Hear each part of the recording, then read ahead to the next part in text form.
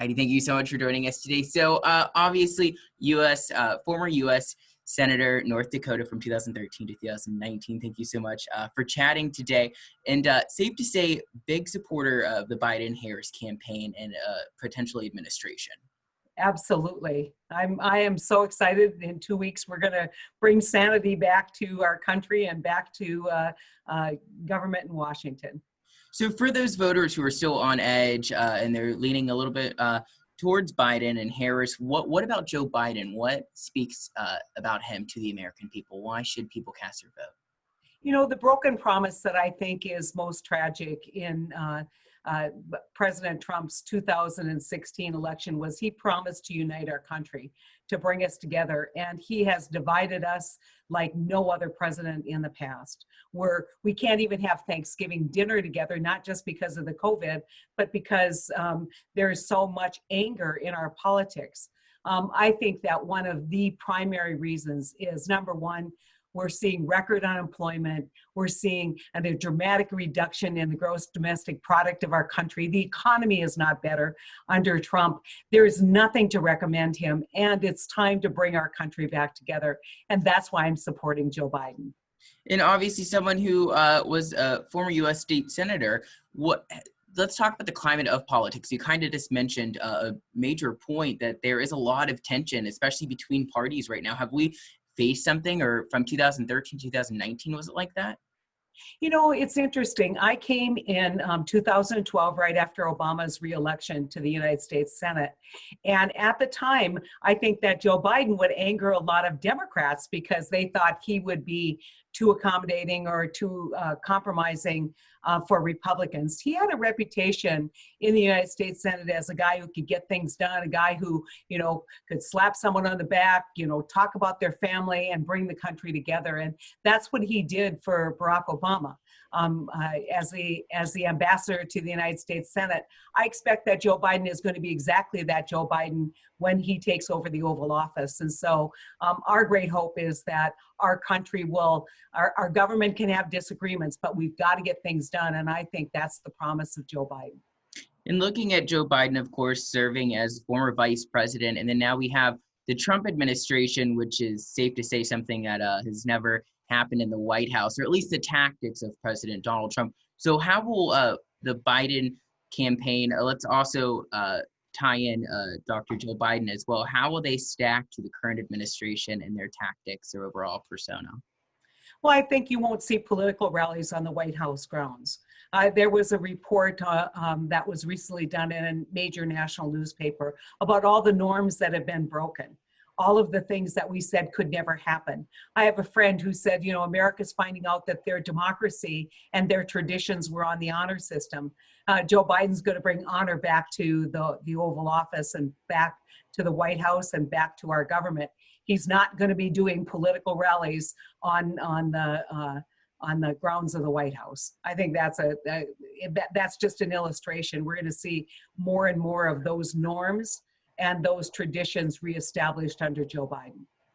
So if Joe Biden were to take office, I guess what would be that main thing he's going to tackle with Ms. Harris? The main thing he has to tackle is COVID. And when people say, what about the economy and COVID are exactly intertwined. You cannot solve one without solving the other. I was looking at numbers, and a lot of people would say, well, North Dakota has made the national news lately because of the huge rate of increase in COVID.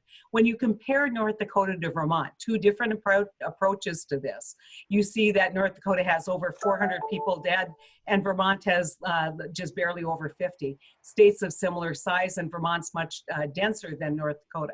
Why is that? That's about leadership. That's about somebody who's going to say, look, we're all in this together. We have to have a national strategy. We have to have a national plan. It can't depend on state by state because, quite honestly, we see from the Sturgis rally that one state's decision can have a dramatic effect on states all across the country.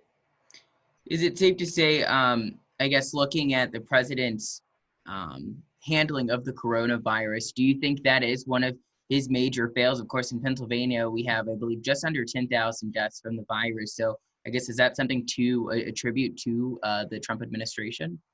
Well, you can't look at these numbers and see where leadership has worked and where it hasn't and say it's a failure of national leadership to get this work done. But, you know, you got to remember, I always remind people, even in 2018, Pennsylvania is a great example.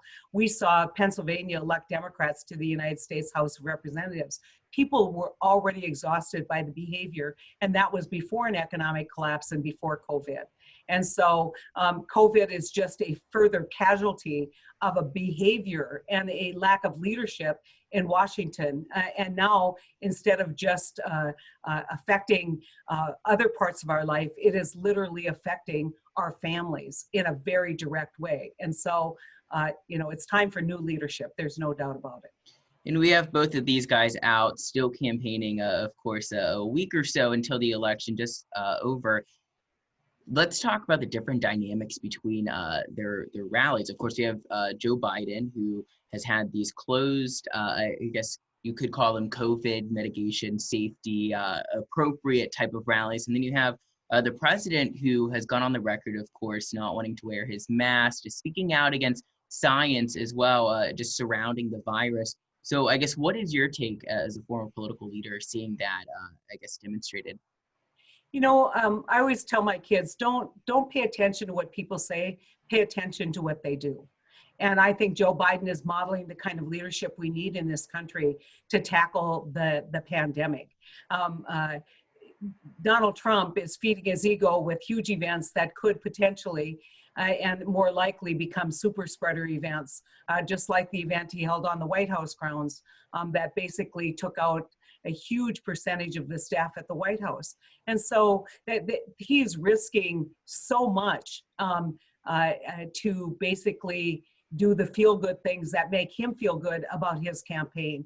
What I suggest is maybe instead of doing rallies, he should be home meeting with his science advisors and deciding how we are going to stop this massive surge in COVID diagnoses. And so, you know, I'm not impressed one bit by a huge crowd. To me, that shows the irresponsibility of the current leadership. You just mentioned science there. Of course, Joe Biden just has a new out right now where Trump, the President Trump, is mocking Joe Biden, saying he'll follow science, and something kind of the White House is denouncing right now. So how important is that for the Biden administration to get back on board with medical leaders and science in general? You know how important it is for this country to believe in science? I mean, I think back to World War II and the fact that right after World War II, when we were threatened by the Russians and we were in a space race, what's the first thing the government asked you to do? Go learn math, go learn science, understand this, because that's the only way we can be competitive and win. When we abandon science for some kind of pseudo intellectual scientific kind of analysis, we're going to fail as a country, never mind how dangerous it is in the middle of a pandemic. We have a city commissioner in Fargo that has gone viral with his criticism of wearing masks. And I just want to ask everybody, if you believe what he's saying, the next time you break your arm, go have him fix it. I mean, come on, let's get back to common sense, people. Let's not believe things that we know are wrong. Let's start believing in science again. Let's start working together and listening to the scientists. Do they have all the answers? The answer is no, and they'd be the first to admit it. But it is the clear path towards resolving this issue. And then switching gears a little bit, a lot of critics of Joe Biden, his age, a lot of people have a big issue with that. So I guess, what do you say to those critics? I guess, is there anyone who's quote unquote too old to take presidency? You know, if you said, if Joe Biden walked into a doctor's office and Donald Trump walked into a doctor's office, who do you think the doctor would be most concerned about? Joe Biden is a picture of health. Yes, he's in his 70s. So is the president. And so I would question everybody. Just take a look. Take a look side by side. And as Joe Biden says, don't compare him to the almighty, compare him to the alternative. And I think when you do that, I think Joe Biden is a very, very healthy person in his 70s, and I think he's ready to lead. And, Ronald Reagan famously said, we're not going to use your inexperience against you, when somebody criticized him for his age. And so let's not be ageist. Let's look at who's best equipped to lead this country. And then why now? This is obviously a very contentious presidential election race. I guess you could probably say that every 4 years whenever there's a presidential election going on. But why should voters turn out for this election? Well, because I think nothing less than democracy is on the ballot. I think that the norms, and this is my personal opinion, you could say we need to solve the problem with COVID, we need to get moving on infrastructure, and all those things are necessary and important. But to me, this is the most important election of our lifetime, because it will steer the course in a major way of our democracy. And I do not like the direction we're headed right now, towards autocracy, towards the executive having way too much power. We have got to get back to a balance. As the founding fathers of our Constitution envisioned, checks and balances, and we don't have that right now. And that is the single biggest threat to our democracy. We need to have reestablish the balance between the three articles of our Constitution that established our government. And that's a pretty wonky answer, but it's definitely from my heart. And when Joe Biden says he is running for the soul of the country, he's absolutely right. I was just getting ready. My follow-up to that was, do you think Joe Biden, his main goal will be to put the American people first? Yeah, I mean, I think that his main goal is to be a president for all of the country and all of the people. And coming from a state like North Dakota, heavily red, a state that frequently gets forgotten, I know he won't forget us. I know he's been to North Dakota. He's got friends in North Dakota. We've done big rallies with Joe in North Dakota. As people say, he couldn't turn out a crowd. That's absolutely not true. We filled huge auditoriums with Joe Biden before COVID, when I ran in 2018. And so I think that he will be a uniter, and he will be somebody who appreciates and understands the constitutional responsibilities of a president.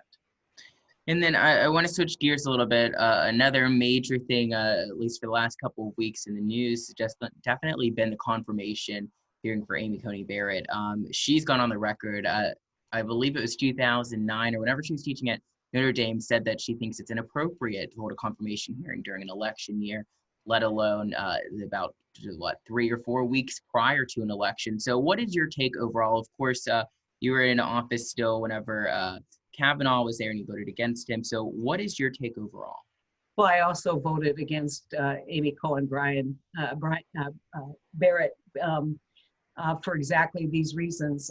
I don't think that you can have somebody who says one thing one day, and I can appreciate whether it's principled or not, that this is the position, and then changes the position when a different opportunity comes along. And so, she seems like a perfectly lovely person. She has a lovely family, and is truly committed to her family and to her faith, and I applaud that. But as a jurist, she doesn't have any trial experience. She's never been a lawyer in a courtroom, though, the way lawyers are going to come in front of her. And I think that she's too inexperienced to be on the Supreme Court. Perfect. All right. So that sums up all of my questions. Do you have anything else you'd like the folks in Erie to know? Well, just how important their vote is. I obviously want you to vote for Joe Biden. I think a lot of you will, but your vote is so important.